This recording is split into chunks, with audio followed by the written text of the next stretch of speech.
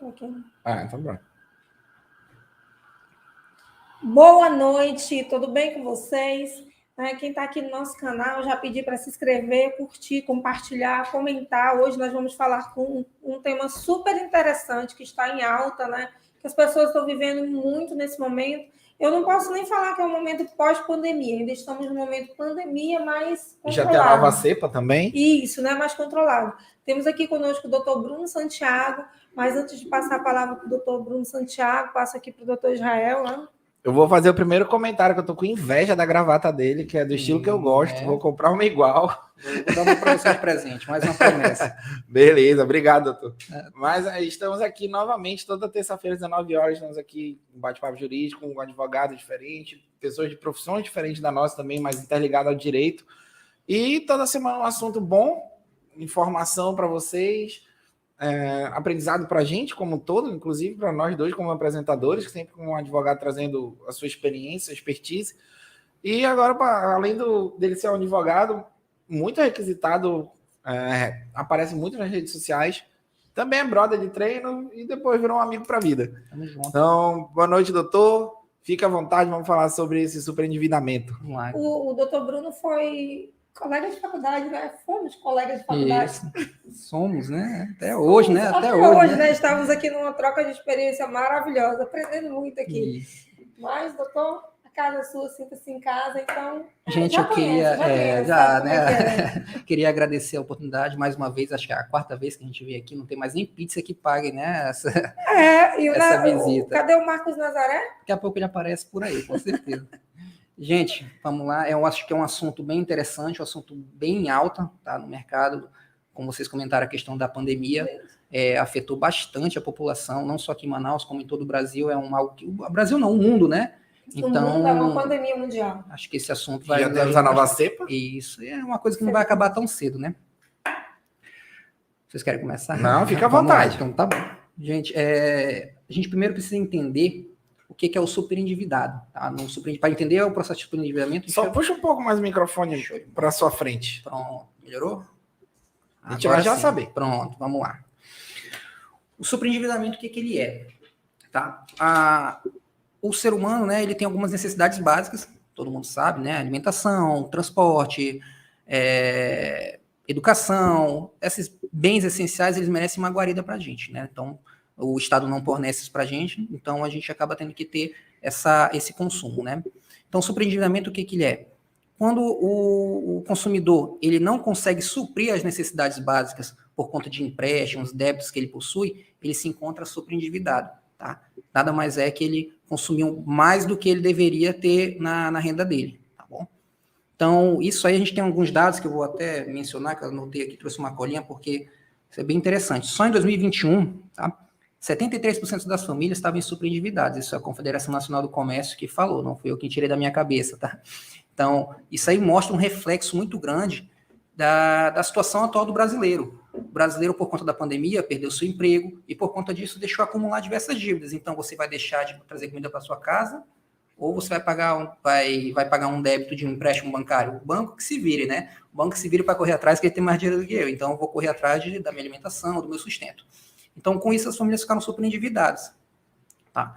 E pensando nisso, foi promulgada uma lei, né? Foi publicada uma lei, vou falar o português claro, que previa, ele é um adendo, tá? Ele é um anexo, é um complemento ao Código de Defesa do Consumidor, que é a lei de superendividamento, que é a lei 14.181, tá? Que ela prevê a possibilidade do consumidor ele procurar esses credores e fazer uma renegociação, né? Tudo legalmente, de forma que ele consiga sobreviver, porque até então, vamos lá, o consumidor endividado, se ele não consome, ele não gera o quê? Não gera receita para o Estado. Sim, entendi. Porque se ele é um consumidor endividado, muito endividado, ele para de consumir. Se ele para de consumir, o mercado para de recolher impostos. Se ele para de recolher impostos, o Estado quebra. Ele para tudo. Sim, é uma engrenagem, né? Nessa engrenagem, a figura mais, o elo mais fraco aí é o consumidor.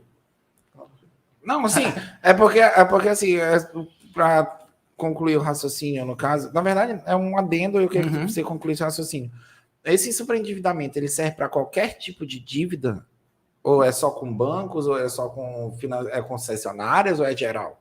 Não, o superendividamento, esse é um ponto que eu ia falar um pouco mais lá na frente, mas eu já posso adiantar, sem problema nenhum. Tá? Existem 4 modalidades que o superendividamento não entra, tá? Que é o crédito rural, né? Aqui em Manaus não é tão forte, mas nas áreas interioranas sim. Aquele né? Cicobi, Isso, né? Cicobi, Que é muito a própria FEAM, o crédito rural, que você pega um crédito com uma garantia de safra, por exemplo, pessoal que laranja, muito interior, né? Não me recordo agora qual é o interior que produz Sim, laranja, eu também né? não me recordo. Ele tem, né? Ele bota isso como uma garantia. Taquatiara, não me recordo. Aí meio que se não tiver, se não tiver dinheiro para com a safra. A garantia real seria a safra. Então, Entendi. com tudo aquilo que tem aquela garantia, ele não pode.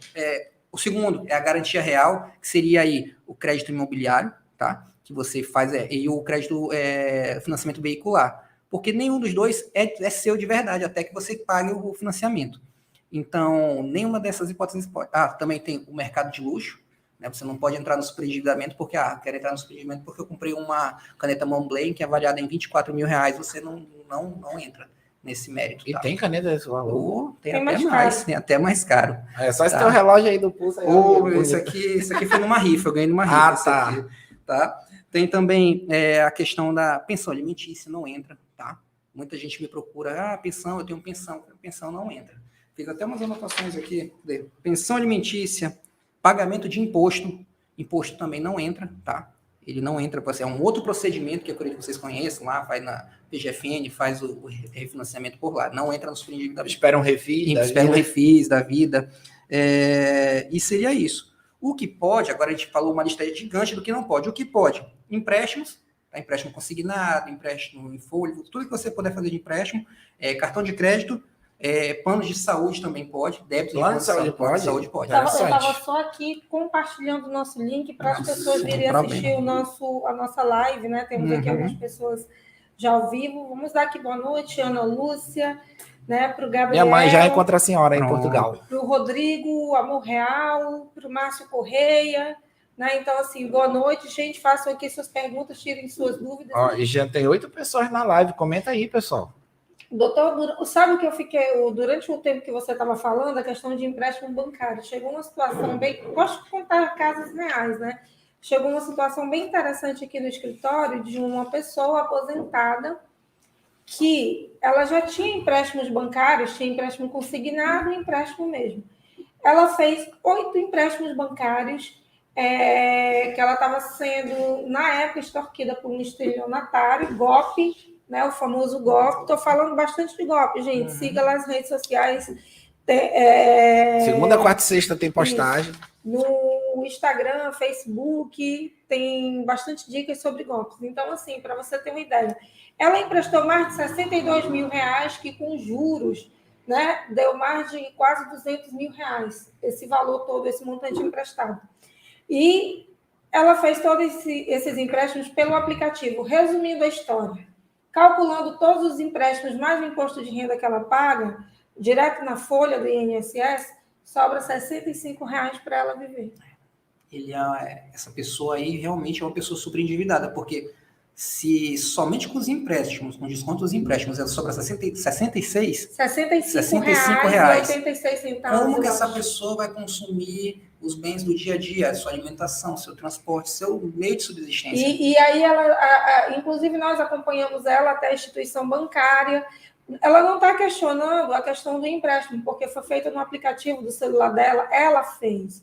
Né? Então, assim, ela foi vítima realmente de um golpe. Só um ponto, ela é idosa, provavelmente, né? Isso. Aí tem um ponto latente que a gente pode utilizar. O banco, né, assim, as instituições bancárias são responsáveis, antes de ceder o crédito, pela necessidade de verificação. Eu vi na lei do superendividamento isso aí. Pessoas idosas, elas são consideradas vulneráveis. E aí, a instituição financeira, isso foi uma das situações que foram usadas na tese, ela tem que verificar, né, a capacidade econômica dessa pessoa. Econômica. Eu vou te ceder um crédito sabendo que você já está enforcado? Eu não posso. A gente sabe que a atitude do banco é predatória, ela não quer saber, ela quer ganhar, ela quer ter esses juros, ela vai ganhar de qualquer forma, então cabe a gente, como operadores do direito, verificar essas abusividades para não deixar isso acontecer.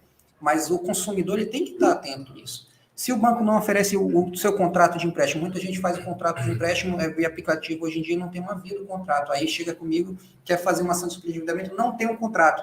aí quer passar essa responsabilidade para o advogado conseguir essa cópia do contrato. Ou seja, você fez o contrato, é um documento seu. Isso, não, e outra coisa, nessas situações, você entra em contato, normalmente, aqui no escritório a gente gosta de usar muito consumidor.gov, porque assim, é renomado, é reconhecido, eles são obrigados a responder, só que eles não fornecem. E a gente já teve situações de entrar em contato enquanto advogado constituído, eles pedirem uma procuração pública. E você explica, tem entendimento do STF que advogado não precisa. Mesmo assim, as instituições financeiras não fornecem para o advogado. Então, é uma situação muito delicada, bem tênue, mas voltando na questão do empréstimo. Essa pessoa, e o pior, né, foi a esposa dele usando, né, os aplicativos eram todos instalados no celular dela, e foi ela que acabou fazendo, mas enfim, estava usando a senha dele, então tem entendimento se alguém está usando a tua senha e tudo mais, então o empréstimo, a forma que foi feita foi legal. Só que no final tentou negociar com a instituição financeira, a forma que eles colocaram não cabe no orçamento dele, ele não tem condições realmente de pagar, e, enfim, teve que ir para o Poder Judiciário, né, com a ação no Poder Judiciário para tentar reverter essa ação do sobreendividamento? Não. Também entrou. Vocês fizeram com o superendividamento. Com o superendividamento. Foi nela que foi vi essa tese, essa questão do idoso, da fragilidade do idoso. Cheguei a dar uma olhada nisso aí. Achei super interessante, inclusive. Você consegue aí reduzir quase 50% de juros, porque você vai reduzir o plano, por exemplo, de maioria desses empréstimos são 70, 80 meses, e para um idoso isso é muito tempo. Né? Para a gente é muito, imagina para um idoso, né? E aí acabou que colocou os 2 empréstimos que ele tinha feito. Vira aquele empréstimo que só acaba quando a pessoa falece. Gente, agora, assim, 10 empréstimos em uma mesma instituição, onde consumiu quase 90% do salário da pessoa, é absurdo. Tem um decreto também do ano passado, eu até anotei aqui, é o decreto 11.150, tá? Ele definiu como mínimo existencial 25% da renda do salário mínimo, né? Claro que nós sabemos que a maioria dos clientes pode variar o salário e a renda do cliente, né? Mas um aposentado que recebe um salário mínimo, no mínimo, ele tem que ter 25% da sua renda. Então, qualquer empréstimo que ele faça não pode ultrapassar esses 75%. O banco, antes de conceder o empréstimo, ele tem que verificar isso. Porque se ele, aquela questão predatória, ele vai oferecer, não, o cliente está me solicitando, eu vou oferecer de qualquer forma, ela vai tomar um pino e vai cair no superendividamento e a gente consegue reverter isso. Né? Me tira uma dúvida. Nesses casos, a gente falou do idoso que tem empréstimos, ou funcionário público também, mas pode ser feita a lei de superendividamento quando a pessoa tem apenas uma dívida? Ela pode ser feita se essa dívida ultrapassa esse teto. Né? Então não importa, porque tem muitas pessoas, inclusive no início, quando saiu a lei, era o que mais pensava que a pessoa tinha que ter 3, 4 dívidas para fazer. É assim, não é uma matemática exata, tá? Porque funciona da seguinte, se ela tiver só um empréstimo, mas digamos que, fazer um exemplo hipotético, se a pessoa ganha 5 mil reais, ela, como gasto fixo mensal, ela gasta 4 mil, isso muito bem justificado na ação de superendividamento. Ela gasta R$1.000 de moradia, aluguel, lazer, educação, família e tudo mais, né? Comprovadamente, a gente junta os comprovantes, os boletos, boleto de pagamento, filho, educação de filho, junto o comprovante, contrato de matrícula, tudo isso fundamenta e a gente apresenta o plano de pagamento. Esses R$4.000 são comprometidos para a subsistência da pessoa, para a existência digna da pessoa humana. Ela vai ter disponível apenas R$1.000. Se o valor da parcela dela ultrapassa esses R$1.000, no plano de pagamento que a gente vai fazer para 5 anos, que eu não cheguei nessa parte ainda, mas eu já vou adiantando, a gente vai fazer um plano de pagamento para que ela pague em 5 anos esse débito. O valor disponível que ela tem é esse, porque é muito pouco provável que ela reduza o padrão de qualidade de vida dela. E até é injusto, né? Injusto, você tem um padrão. Porque não prejudica só ela, mas as pessoas. Sim, imagina um pai de família que ele é o único, ele é a âncora da família, né? É o provedor da família. Então, imagina que se ele mantém todo aquele sistema, ele não vai poder se sujeitar a reduzir o padrão de qualidade de vida dele. Então, o banco vai ter que adaptar o plano de pagamento dele, a recebível dele, para aquele valor que a gente vai apresentar. Entendeu? O banco ele pode apresentar uma contraproposta, mas a engrenagem, a jurisprudência, toda a lei, ela fundamenta que o quê? Que ele consiga fazer o plano, que ele consiga pagar dessa forma. Então, em 5 anos, ele quitaria um débito dele que ele teria 80 meses, não sei quantos meses. Essa situação quando você fala de uma dívida, mas, por exemplo, quando você está falando ali de uma pessoa que tem 10 empréstimos numa mesma instituição bancária, que você soma ali e está dando 300 mil. Se primeiro que a instituição bancária vai... E aí alguns já pagou umas parcelas, outras, enfim. Então, primeiro que vai ter que recalcular, renegociar aqueles empréstimos. Primeiro passo, levanta-se todo o saldo devedor. Levantou-se o saldo devedor, você já pagou. Para explicar para quem está assistindo, o que é o saldo devedor? Saldo devedor é a diferença entre o valor emprestado, o valor que o banco lhe concedeu, né, o valor com juros e multa, todo o valor integral, deduzido, né, subtraído do valor pago. Você pega um montante do seu contrato lá, eu emprestei 10 mil e paguei 5, eu tenho 5 de saldo devedor. Esse é o saldo devedor. Então, você vai somar esse saldo devedor de todos os empréstimos que você tem. Ressalvando, você emprestou 10 mil, só que você não vai contar com o valor que caiu na tua conta. Tu vai contar com o valor juros, do financiamento. IOF. Então, você vai pagar lá uns 20. Você emprestou 10, vamos supor que vai pagar 20. Pagou 5, então você está devendo 15. Se pagar 20, normalmente, assim, não estou dizendo que hoje em dia, com a taxa de juros, qualquer uma pessoa simples, de uma família humilde, com salário, ela rapidamente pega um empréstimo, exemplo, juros de cartão de crédito. Você deixou de pagar, o rotativo do cartão de crédito vai te consumir. Quando você piscar o olho, menos 6 meses, você está devendo 20, 30 mil reais fácil. Então, essa ação de sobrevivimento, ela veio para frear esse tipo de situação. Ainda não está engateando ainda nos tribunais, né? Porque é uma decisão, é uma lei recente. Então, isso que eu ia falar. Já vi uma situação de uma pessoa que estava super endividada, que estava consumindo 100% do salário dela, e foi entrado com revisional, inclusive, na época, antes da lei, e o que o juiz entendeu? Que ela era uma pessoa formada, capacitada, e que ela tinha tido condições de fazer aquele débito. Caraca. Então, assim, você não... Aí, nesse momento, você olha, ninguém está questionando aqui a capacidade da pessoa.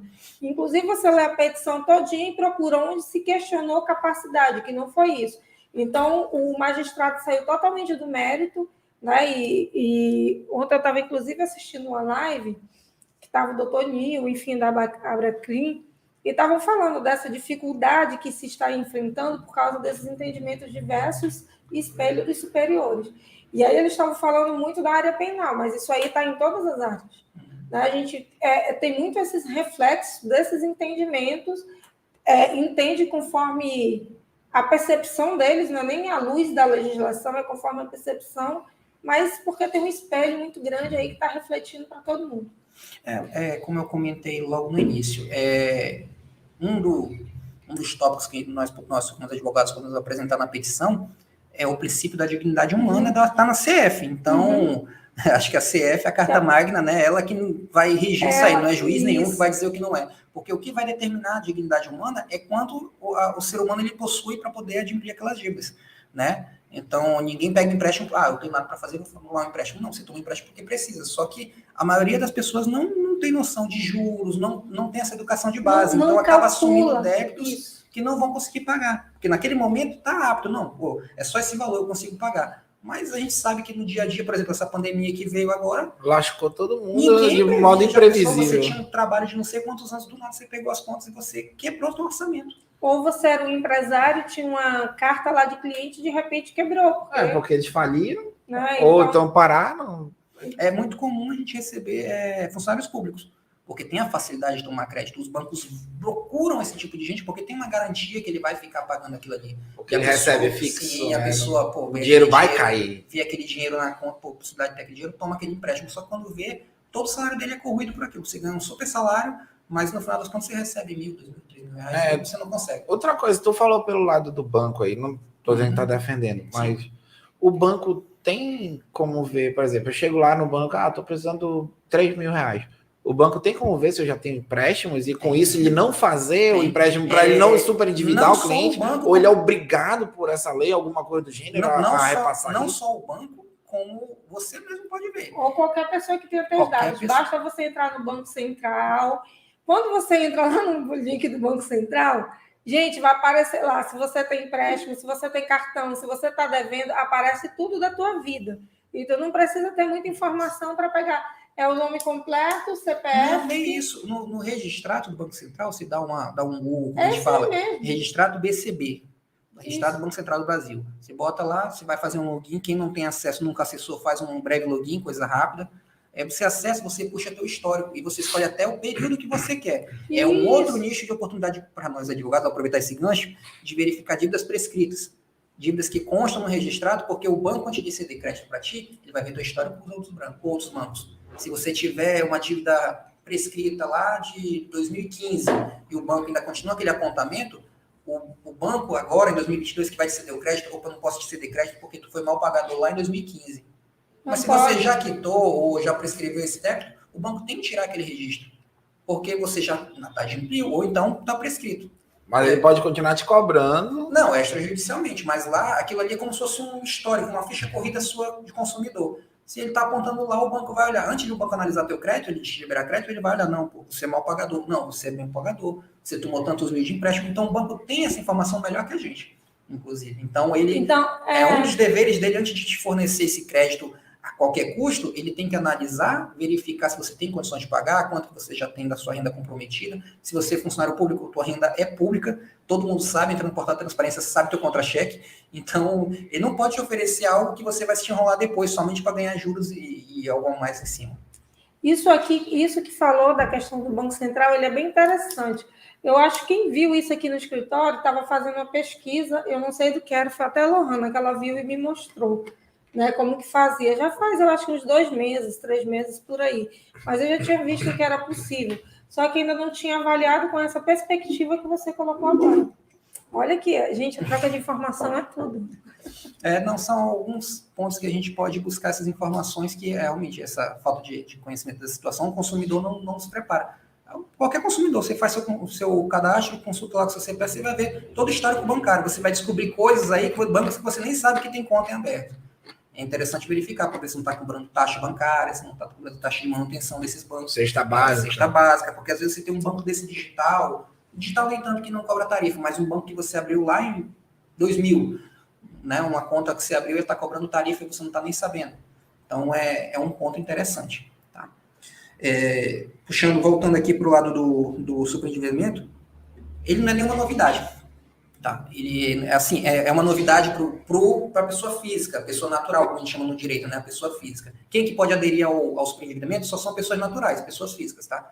Para a pessoa jurídica algo bem parecido, que já existia no mercado há muito tempo, né? O CPC já prevê, que vocês conhecem, que é a recuperação judicial. Sim. É o mesmo modus operandi da situação.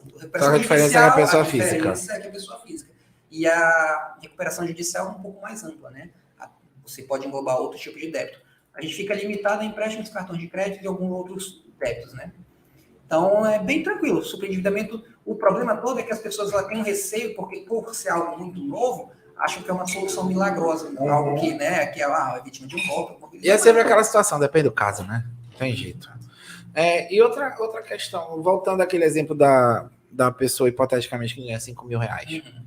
Aí, vamos dizer que ela tem os 4 mil de gasto, fixo lá da família, lazer, educação e tudo mais, e sobra 1.000, e vamos dizer que ela tem 5 empréstimos de 200 reais mensais, que aí completaria os 5 mil. Isso.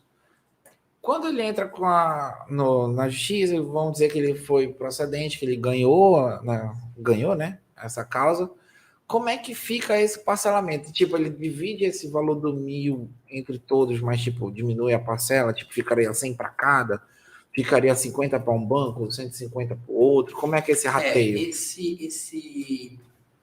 Esse plano de pagamento, quem apresenta somos nós, né? Nós advogados vamos apresentar o plano.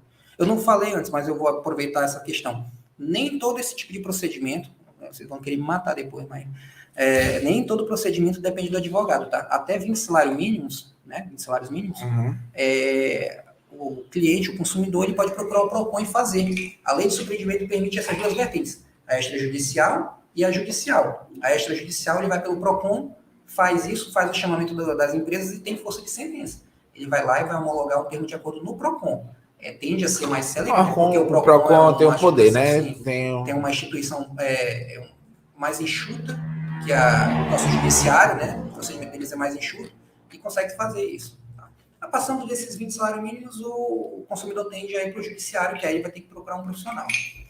Já na esfera judicial que a gente está falando, o advogado, com base nas despesas fixas dessa pessoa, a gente vai levantar esses dados que se falou, né? A pessoa identificou que ela tem 4 mil de gastos, sobrou só R$1.000. Ela tem 5 bancos, ela tem 5 tipos de empréstimos. Nós vamos fazer um plano de pagamento para esses R$1.000 atenderem esses 5 credores, um plano de 5 anos, 60 meses. Aí você falou, pode ser 150, 51, isso aí vai manobrar do tamanho do débito de cada banco. Entendi. Entendeu? Um banco, nem todos os empréstimos são o mesmo valor. Vai ser redondinho. Não é uma matemática exata. Não, eu falei na redondinho só a título de exemplo, né? Que é mais fácil de entender. A título de exemplo é isso. A gente vai fazer 200, não é 5 de 200. Mas vai depender do... Aí faz sobreendividamento, poderia passar de 100 para todos. Vai ficar sobrando dinheiro para eles. Sim. Só hipoteticamente, pessoal, hipoteticamente, tá? Não vou dizer que é assim. Não é, porque senão o cliente vai pensar, não sei se é só para entendimento. É só para entendimento. Porque vai ter que verificar, né, o total de empréstimos.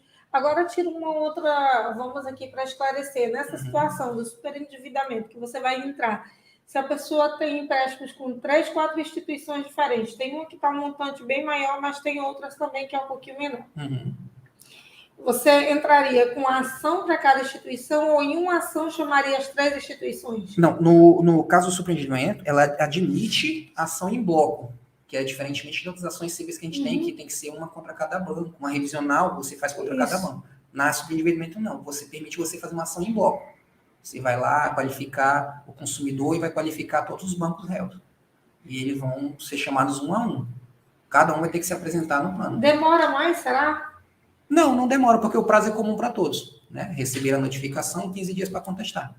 Então, não demora. Se eles forem devidamente citados e não comparecerem, subentende que eles acordaram, aceitaram o plano do acordo.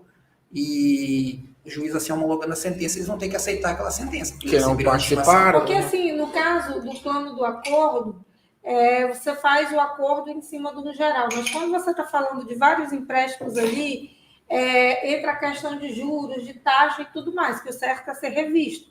Porque senão, no exemplo que eu dei, a pessoa, no montante total, é R$65 mil lá que ela acabou pegando. Só que, não, acho que foi só passou para o estelionatário, no total foi uns 90. Né? Só que está devendo quase 300. Por causa do número de parcelas. Tem de 80 parcelas. Eu entendi o que ela quis dizer. Então, assim, nessa situação, como é que você vai... Você consegue fazer uma proposta com o valor que a pessoa tem condições de pagar. Agora, você fazer um cálculo de quando começar, quando vai terminar... Aí tudo vai depender... Porque você tem que pedir primeiro para o banco fazer uma... Deixa eu ver se eu entendi. É porque realmente eu fiquei meio perdido, assim. Tipo, vamos dizer que ela emprestou 10 mil, aí está devendo lá pelos juros e tudo mais 20. Além de ver essa dívida, ele só pega o total e parcela, ou ele pega o total, revisa se aqueles juros é legal e depois parcela, isso? Não é isso, não. É assim, a pessoa ela tem 10 empréstimos com instituição, 10 empréstimos diferentes, cada empréstimo com sua taxa de juros, tudo mais. Certo. Quando você vai fazer a proposta, quando é de um empréstimo, fica mais fácil. Porque você faz o cálculo ali em cima, você faz o planejamento de quanto tempo ela consegue pagar aquilo. E você faz uma proposta.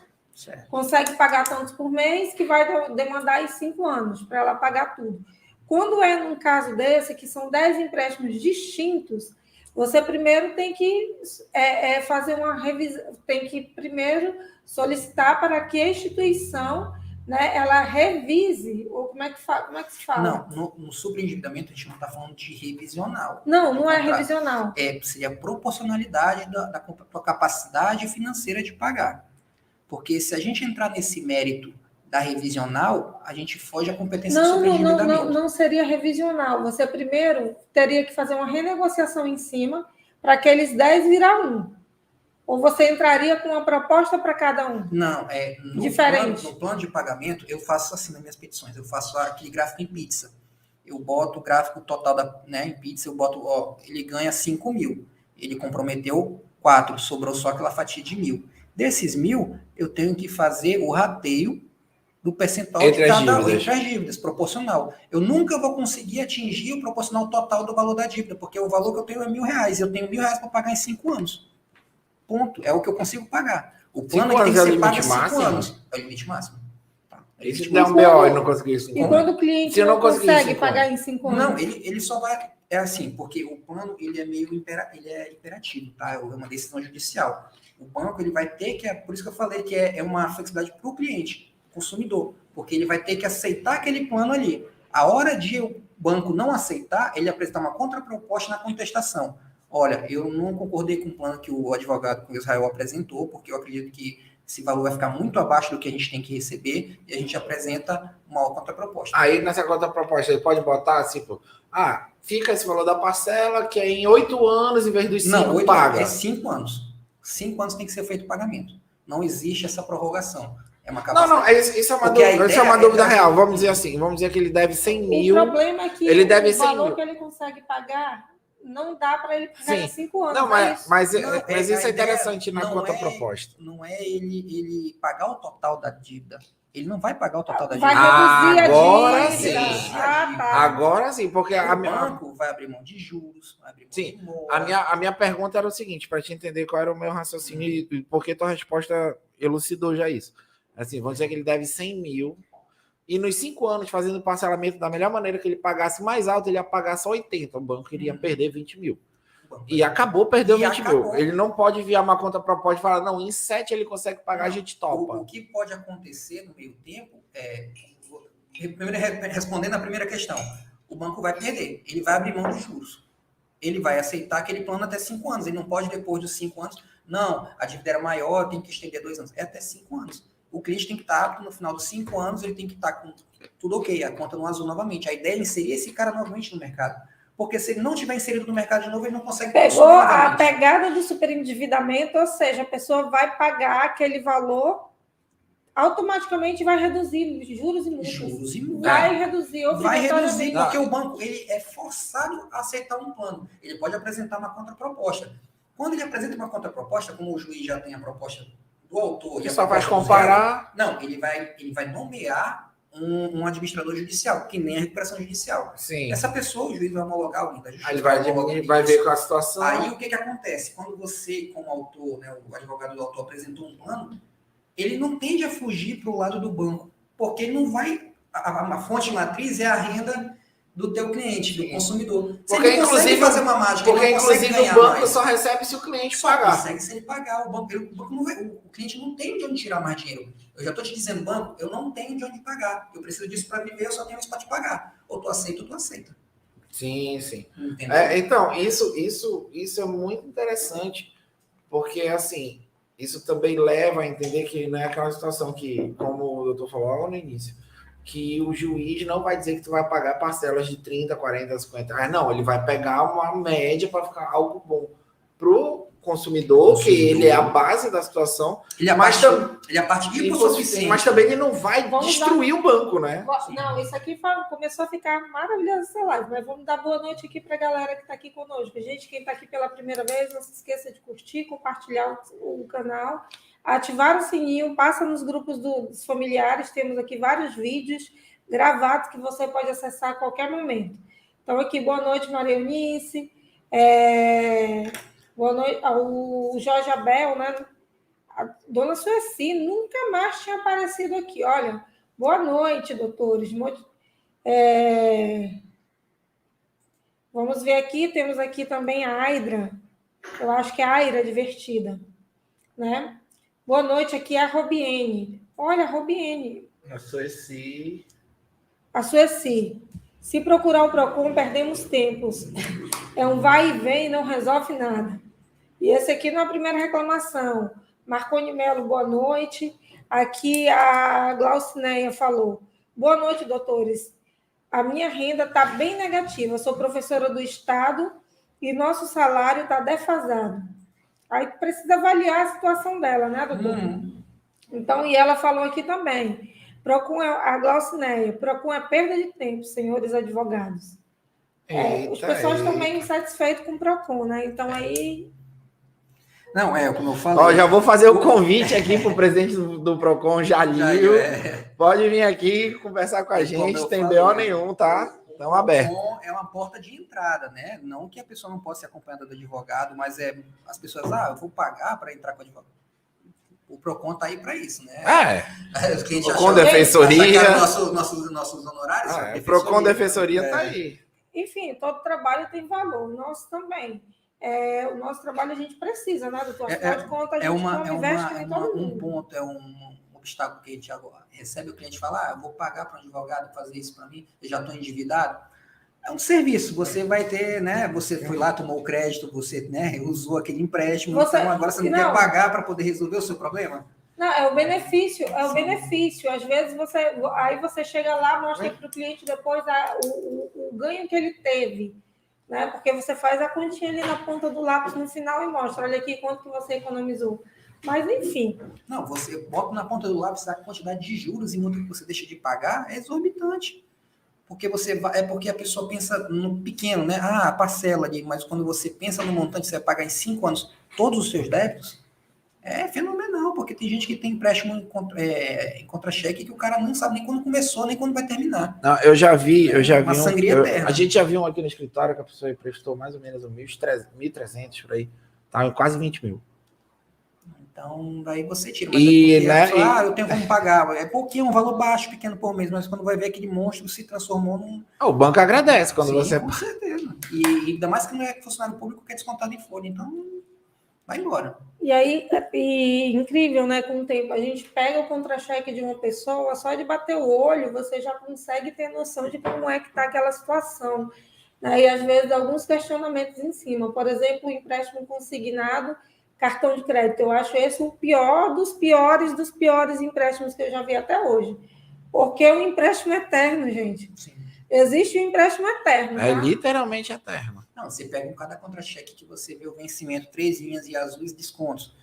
10, 12, 15, você olha, meu Deus, esse cara só paga empréstimo, só vive pagando empréstimo. Então, cabe ao consumidor, tem essa possibilidade. Já chegou uma pessoa aqui com 21 empréstimos. Cabe ao consumidor tirar o tampão do olho, né, e verificar essa possibilidade. É uma benesse, tá? Claro que a gente não vai dizer que o Estado é bonzinho, o Estado não é bonzinho. Ele tem algo por trás que é querer esse consumidor consumindo novamente, né, adquirindo novos produtos. Se você não consegue consumir, você não gera esse imposto. Então, não foi nada, o Estado é bonzinho, não. Então, aproveite essa oportunidade para se regularizar. E também não adianta nada a pessoa fazer esse plano de acordo e logo em seguida meter um outro empréstimo, porque uma das vantagens do homologar do plano depois, de feito isso aí, você começa a pagar o plano de pagamento após 6 meses, ou seja, você tem um fôlego aí de 6 meses para começar a pagar. Você vai ver seu salário integral durante 6 meses, e o cara pensa que está com dinheiro de novo. Então começa a gastar e não se prepara. Ele vai ter esses 6 meses, o nome vai sair da SPC e Serasa. Olha as vantagens, só vantagens para o consumidor, né? Então, ele vai poder tomar crédito novamente no mercado. Eu não sugiro que tome crédito, porque você está numa situação apertada de guerra, você tem que pagar aquele débito. Porque se você não arcar com um plano de pagamento, tudo aquilo que foi feito vai para água abaixo. Aí você volta tudo com juros e multa e acabou. Você perdeu o seu plano de pagamento. Mas o chat está agitado, né? O pessoal só reclamando aí. O pessoal está reclamando do Procon. Do Procon, Você foi falar aqui de Procon? Aí o Procon já... Já liu, aparece aqui com a gente, vem se explicar aqui. Vamos mudar, porque de novo, ó. O Procon com advogado é outra coisa. É porque realmente já aconteceu de vir cliente... eu sou suspeito para falar porque eu sou advogado, mas é muito interessante um advogado acompanhar, porque assim, você imagina, você vai chamar uma pessoa hipossuficiente sem o conhecimento jurídico adequado, você vai apresentar esse pedido de mãos abanando, o advogado não, ele vai preparar uma planilha. O que eu faço nas ações de superendividamento no Procon? De preparar a peça, não anexa a planilha. Você vai apresentar aquela peça no Procon, de fato a gente tem que apresentar as nossas razões lá, e a planilha eu guardo com ele, na pastinha. Quando é chamado para o procedimento lá, os bancos vão trazer as propostas dele. Quando eles trazem as propostas, aí você chama o cliente no canto, olha, a gente tem essa proposta aqui. A nossa planilha a gente só consegue fazer esse acordo nessa quantidade. Ou 5 mil, a gente só tem 1.000. Os bancos estão totalizando tudo, vai dar 1.500, a gente não vai conseguir fazer. Aí a gente apresenta a contraproposta, olha, bora encaixar para isso aqui. Porque se você já vier com a proposta na hora da audiência e conciliação do Procon, o banco vai vir se adequar, ele vai aproveitar. É aquela máxima, quando você vai num comércio, você vai pagar com R$20 na mão, o comerciante vai ver quanto é que é 20, porque tu tá com R$20 na mão. Uhum. Então você não vai dar ouro pro bandido, você vai deixar eles se manifestarem e apresentarem um plano deles. E o famoso ouro de tolo. Claro. Então tem essas sacadas aí, mas compete ao consumidor. ele querer ter esse investimento com o advogado para lhe acompanhar nesse procedimento ou não. Mais alguma reclamação lá do Procon? O pessoal só colocou aqui observação, né? E estão mandando várias palminhas também. Elisângela mandou aí. Eu acho que eu deixei fixado, deixa eu tirar aqui. Tinha deixado fixado aqui, mas realmente a reclamação aqui do Procon, o pessoal começou a... Deu euforia aí, né, galera? Se inscreva no canal, curte, compartilhe, passa para os seus amigos.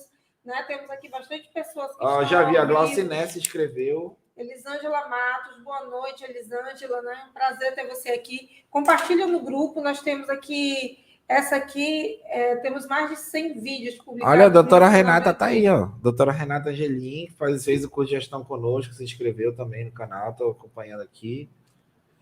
Ó, bem legal, vão se inscrevendo aí, vão divulgar no grupo da família. A Eunice, Elisângela, minha amiga, mora em Portugal. Olha, já. Que top, olha, Elisângela, feliz por ter você aqui. Aí em Portugal, o quê? 11 horas da noite? Acho que tá 3 horas lá só, acho que agora que eu no inverno. Não, 4 horas, não 5. Então, obrigada, Elisângela. Se inscreve no nosso canal aqui. Não esqueça de se inscrever, curtir, compartilhar, passar aí no grupo dos amigos. Temos várias informações. Mas a questão do superendividamento, ela é muito interessante. Por quê? E ampla, né? E ampla. E ela pode ser trabalhada de diversas formas, né, doutor? Diversas formas. Como eu falei, a gente precisa primeiro saber identificar quais são os débitos. O problema maior é que o cliente chega e ele não sabe quanto deve. É a primeira pergunta. Ele só sabe que deve. Sabe que deve. Isso é uma verdade. E contrato nenhum, né? Não tem contrato. Eu cheguei a ver, no caso, a pessoa fez um boletim de ocorrência, né, daquela foi vítima de estelionato, que o valor que ela colocou no boletim é menor do que o valor que realmente ela foi... que o estelionatário levou dela. Para você ver. E o valor total da dívida, ela não fazia noção de quanto que era. Imagina o susto, né? É uma prática comum, porque, como eu falei, dinheiro fácil, a pessoa vai e adere àquele empréstimo ali, porque é muito fácil, é só você dar um clique e o dinheiro está na conta. Mas a pessoa não vê o custo efetivo total, a pessoa não vê qual é a taxa de juros, não vê se tem um seguro embutido. Então, no final, ela se assusta quando vê, eu pago tanto de empréstimo e não sei por que dá esse valor. Você sabia, quando você não lê as letras miúdas, você lá lê e aceita os termos do contrato e você dá o ok, você aceitou aquele tipo de contrato. E aquela ilusão, a ilusão da parcela baixa, né? Não cabe a pessoa, eu não sabia que estava pagando. Você está lá, o contrato está lá. Aí que entra a questão do superendividamento, que não é para revisar o contrato. Não cabe revisar o contrato. Tem nada a ver. A gente vai pensar, o banco é um malvadão, o banco ele quer se aproveitar. Não é, ele te ofereceu, você caiu no conto do vigário, né? Você aceitou aquele dinheiro. Agora, tem essa possibilidade de você voltar no mercado por isso mesmo. Não é porque o banco, não, eu quero que você volte para o mercado, porque se você não me pagar, você não vai consumir mais. É muito melhor ter aquele cliente que está sempre pagando. Porque se você terminou de quitar aquele procedimento, aquele empréstimo, por exemplo, do plano de pagamento. Finalizou o plano de pagamento em 5 anos, você só pode entrar com a nova ação de superendividamento depois de 2 anos de finalizar aquele plano. Que é justamente para não ficar usando isso como... Olha a informação para a pessoa que está pensando, finalizou, vou me endividar de novo, porque eu vejo que isso é lucrativo.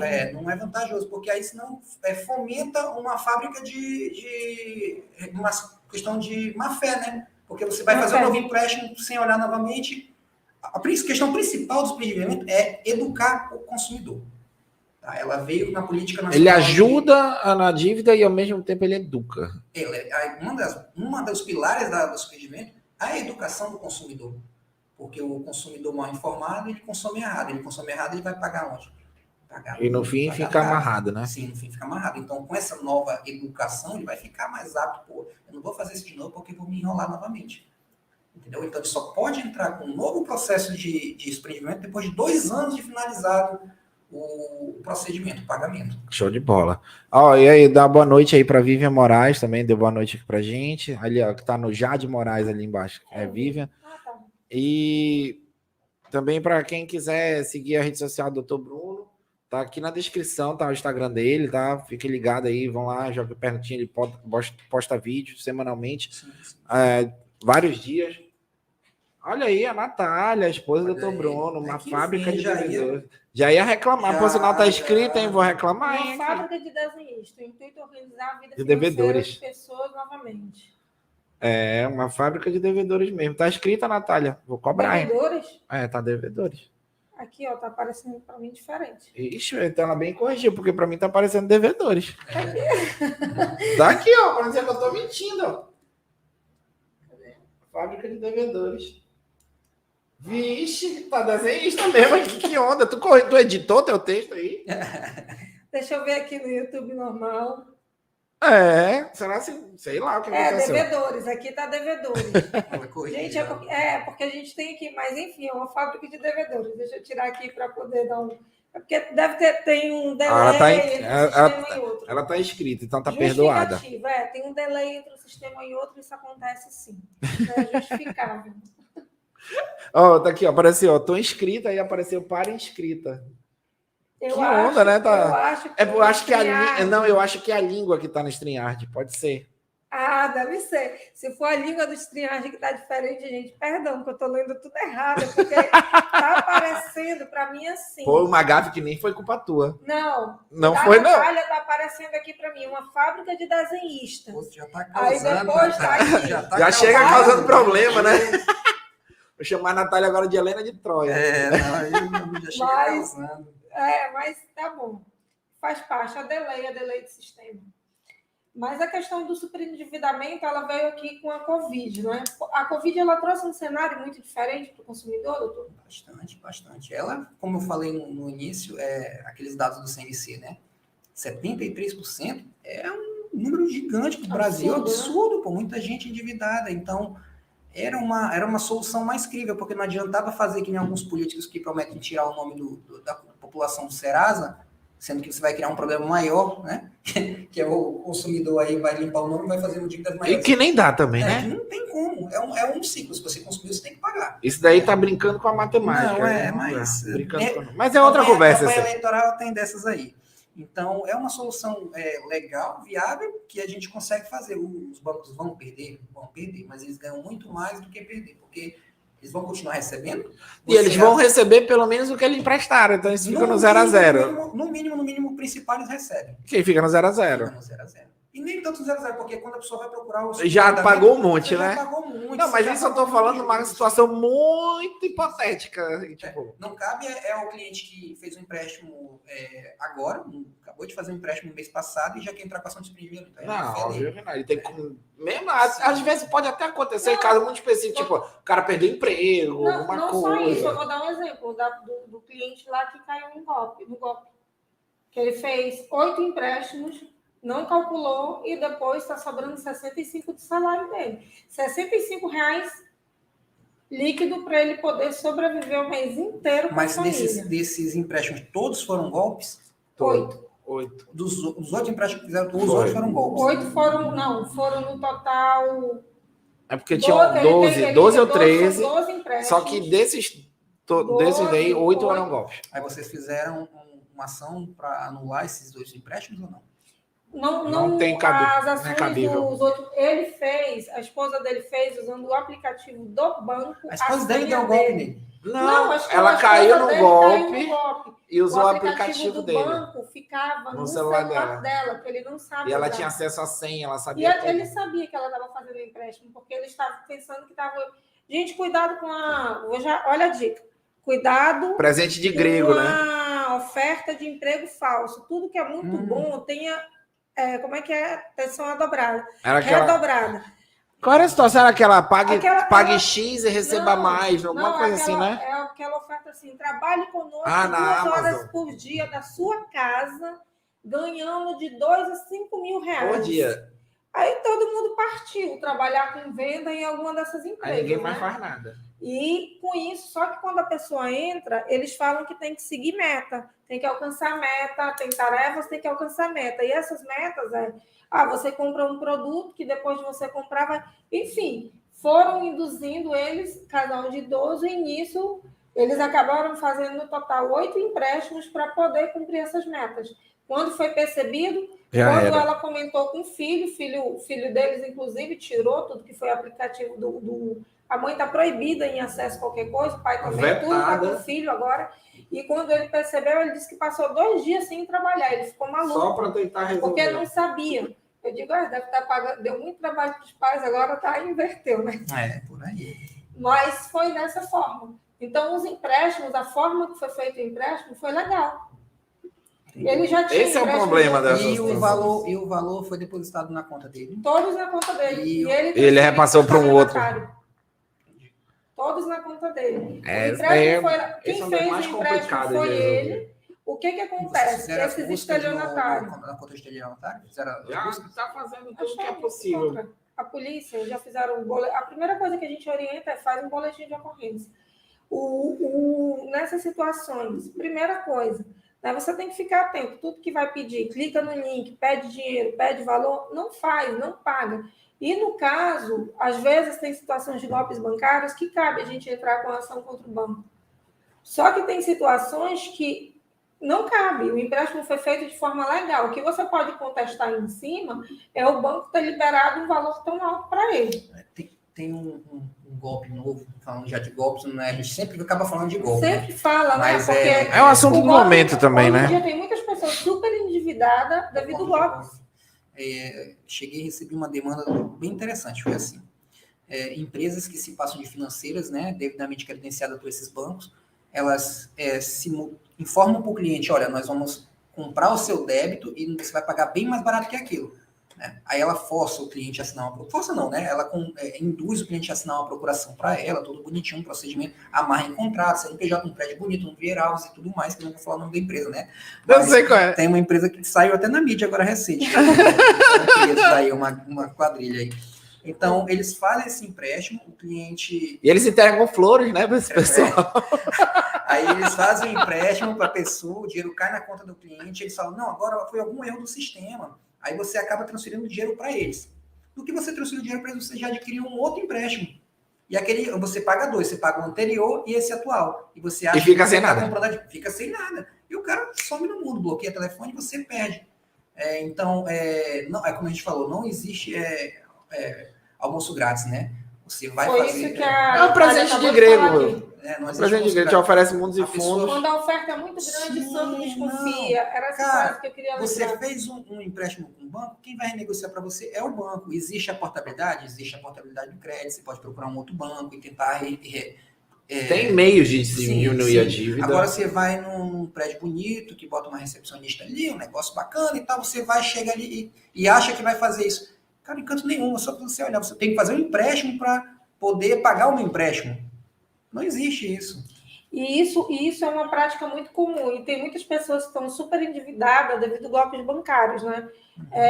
Nós conhecemos várias pessoas que ficaram em uma situação bem delicada devido a golpes bancários, onde, inclusive, quando acontece do golpe acontecer de você ter um agente financeiro ali que intermedia entre você e a instituição bancária, nessa situação, às vezes, você consegue até anular o contrato, porque a pessoa acabou não firmando o contrato. Já aconteceu essas coisas, a gente conseguia anular o contrato. Agora, no caso, quando você vai lá, você mesmo fez um empréstimo, fez toda a transação, é muito mais difícil. Bem mais. Né? Porque aí, nesse caso, é uma ação de superendividamento, é você entrar com um outro tipo de ação, porque é muito difícil você conseguir anular o contrato. Porque a instituição bancária, isso é o entendimento do STF, ela não tem responsabilidade. Se uma pessoa usa minha senha, usa meus dados, se está por digital, meu celular está por digital, a pessoa usou todos os meus dados, usou o meu celular, empréstimo usou legítimo. Digital, é um empréstimo legítimo, é a mesma coisa que às vezes a gente fala, meu filho roubou meu cartão e sacou meu dinheiro. Se ele tem acesso à sua senha, se ele tem acesso ao seu cartão, não é furto, né? Então, assim, você tem que ter cuidado com algumas coisas que a forma que... Sempre quando acontece, a gente vai muito na forma que é feita. Isso aqui é o uísque, gente. Ela tá brincando porta, aqui. Tá fazendo uma bagunça ali atrás. Ela gosta de aparecer, sempre que tá tendo... Ela tá aqui do meu lado perambulando. Um dia dessa eu tava... falou em aparecer? Um dia dessa eu tava gravando uma entrevista. Do nada, eu vi se enroscar na minha perna. Ela nunca se enrosca nas pernas, mas ela tava se enroscando. Afasta um pouquinho que ela aparece aqui na janela. Daqui, cadê? Vixe, vem cá. Tá ali na janela. E dá boa noite aqui a Maria Luciana, que fez o curso com a gente semana passada. Ah, tá. Olha, a Natália. Pediu desculpa lá do causar. Não queria causar. causar nada. Tranquilo, Natália. Aqui a Maria Luciana. Boa noite, pessoal. Passando para parabenizá-los pelo mini curso na semana passada. Muito, muito obrigada.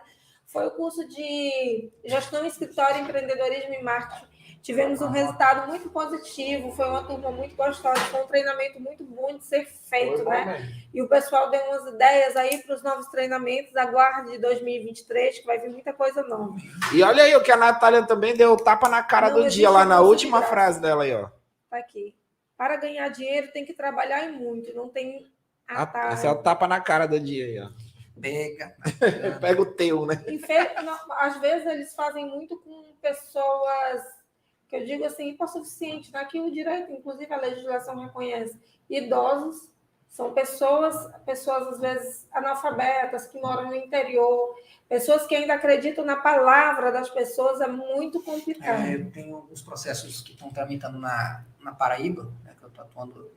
Olha, foi para longe, ó.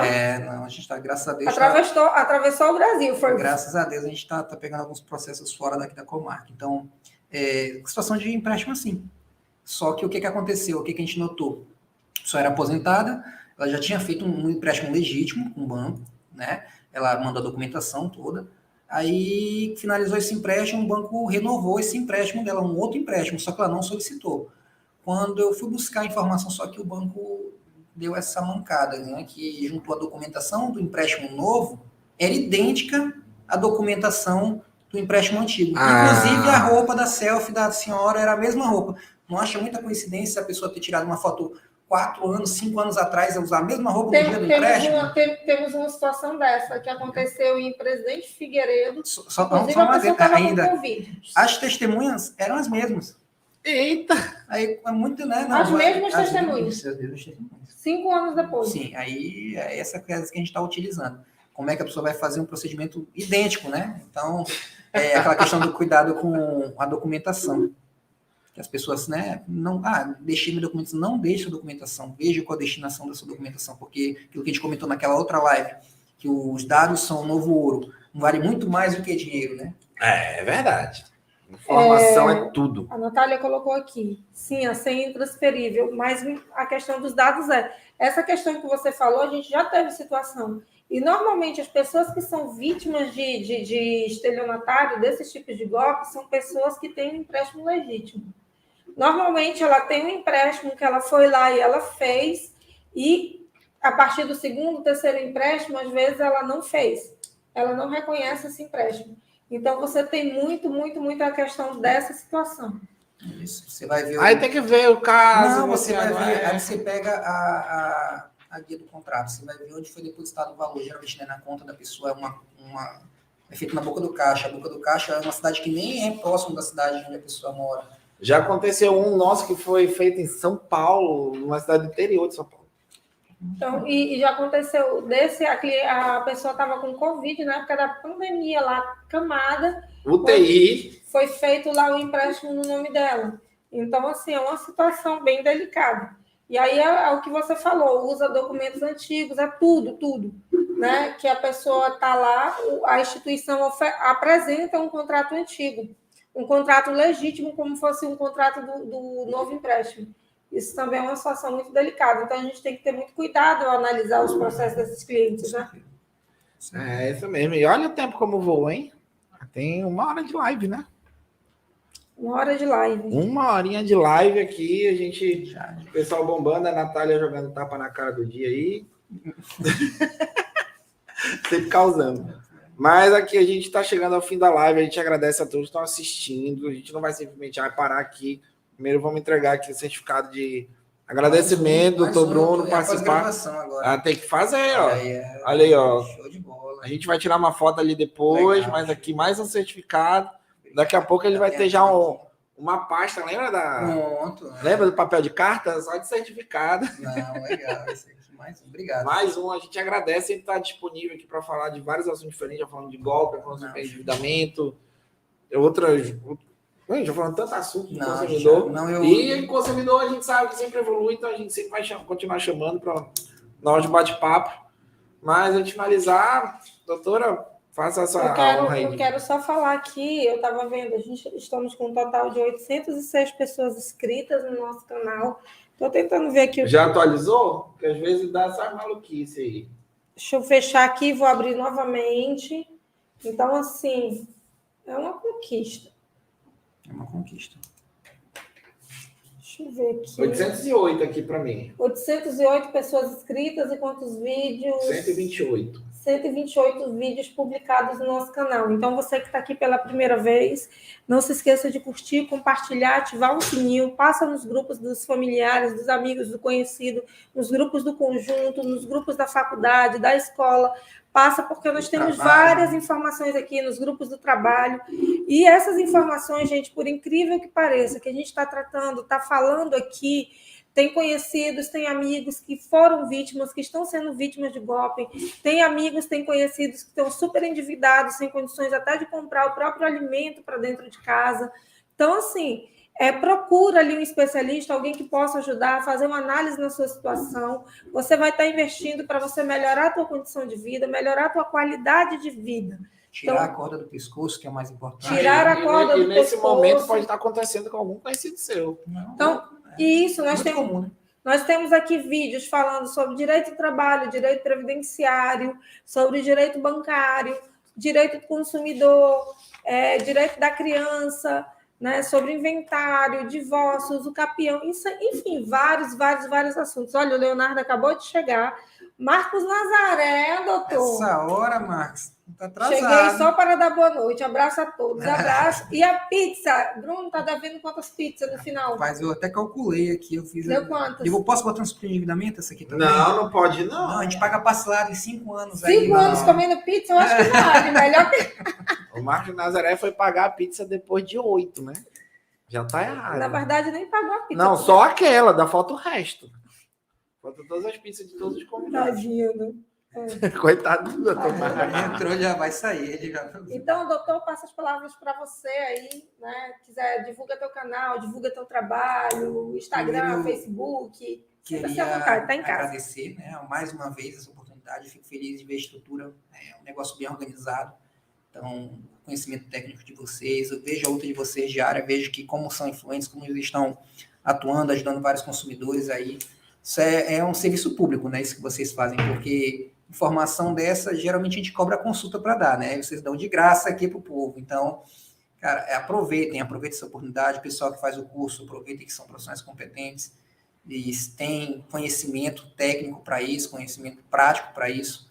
Então, mais uma vez, queria agradecer. É a 4ª vez que eu venho aqui, espero que possam me convidar. Vai vir mais.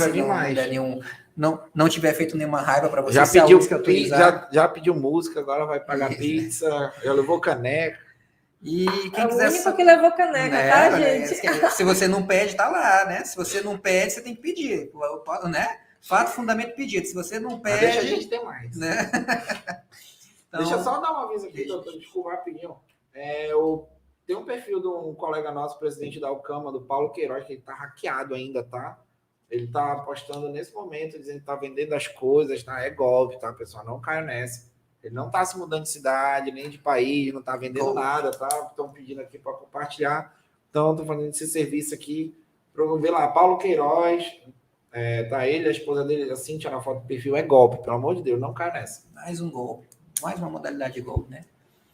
E deixar minhas redes sociais, tá? Tô no Instagram, Bruno Santiago, pode ir lá, a gente sempre deixa um conteúdo lá gratuito para as pessoas, um acompanhamento à rotina diária. E se tiver alguma dúvida sobre endividamento, deixa um direct lá que a gente vai estar respondendo. Aqui o Aristeu Jatobá, 2 lindos, Irra e Bruno. Olha aí. Treina com a gente, é irmão da Cris. Eu acho irmão da Cris. Aristeu, você está inscrito no nosso canal, boa noite, né? Seja bem-vindo aí. E muito obrigado, se inscreve no nosso canal. Curte, irmã da Cristiane Simões, a nossa cliente aqui. Eu conheço a irmã dele. Mas é isso, gente. A próxima live nós vamos falar, vai estar aqui conosco a doutora Tabata também, uma grande advogada, né, doutor Bruno, excelente advogado. Participou do canal a primeira vez comentando, né, a doutora Tabata, que ela participou da live que a gente fez com a doutora Alice Tardim, que é colega dela. Ela comentou e agora ela está participando como... E nós vamos falar sobre direitos de família, final de ano, com quem que os filhos ficam, com os pais ou com o pai ou com a mãe? Pergunta que aí... Cada macaco no seu galho. Aí eu deixo para a doutora. Então, assim, pois é, um assunto super interessante. As redes sociais do Dr. Bruno estão aqui, no Instagram dele está aqui, está descrito aqui. As nossas redes sociais, as redes sociais do escritório também está descrito aqui. Gente, corre lá, curte, compartilha. Até a próxima terça-feira, onde vamos estar trazendo esse assunto aí super interessante. No mais, boa noite e um beijo para todo mundo e boa noite, até obrigado. mais. Tchau, tchau, pessoal. Um abraço. Quem vai lá, doutor? Pronto, meu gente. Agora.